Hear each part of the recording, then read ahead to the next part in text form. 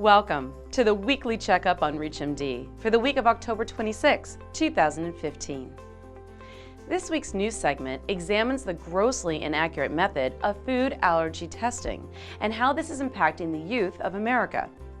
In a recent article from the Scientific American, experts explain that the typical skin prick method of food allergy tests provide positive results approximately 50% of the time, regardless of whether the child is actually allergic to the substance or not. Due to the high cost and ineffective diagnosis, physicians and researchers are calling for more in-depth procedures into these clinical methods.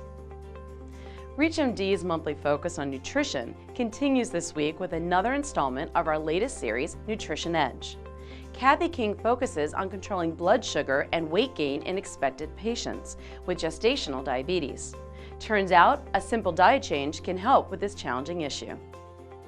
And now for a quick look at some of our latest featured content. Inflammatory bowel disease currently affects 1.6 million Americans. But what if a simple supplement could help treat and prevent this disease? Hear from the director at the MGH Crohn's and Colitis Center as he discusses the potential role of dietary zinc when helping patients with IBD. Flu season is upon us, and that means vaccinations are in the air. Need an added benefit to convince your more reluctant patients to be inoculated? Check out the JAMA Report segment on how flu vaccines can reduce hospitalization for pneumonia. For more featured content, head to ReachMD.com or listen in on iHeartRadio or TuneIn. For this week's video highlight, we are learning something curious about snacking behaviors. It turns out the bacteria in our gut may have a pretty strong say in our late-night food cravings. For more details, here's another installment of Curious Headlines. If I asked you a personal question as to whether you've ever gotten up in the middle of the night to eat that last piece of cake sitting in your fridge, you may be insulted temporarily like I would, but you'd probably also nod your head silently just like me because most of us have and still do.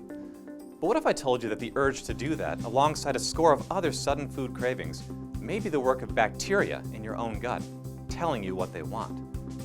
That's the gist of an article published in the journal Bioessays, looking at the microbiome's influence on human eating behaviors and dietary choices.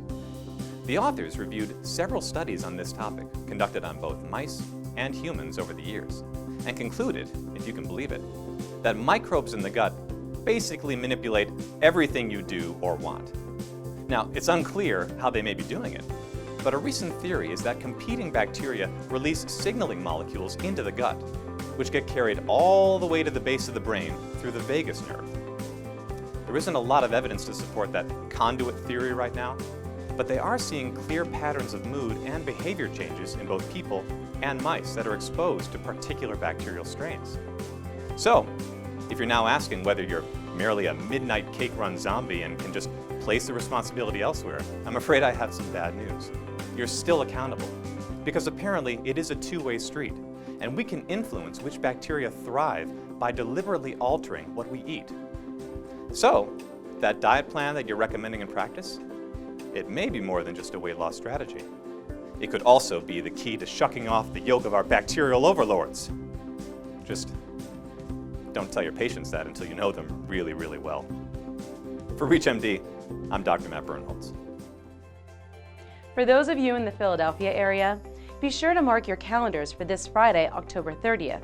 Omnia Education's Women's Health Annual Visit Conference is coming to the Hyatt at the Bellevue. Come visit the ReachMD booth to learn more about our available programs and maybe even join us on air. Until then, I'm Sherry Neely, as always inviting you to be part of the knowledge.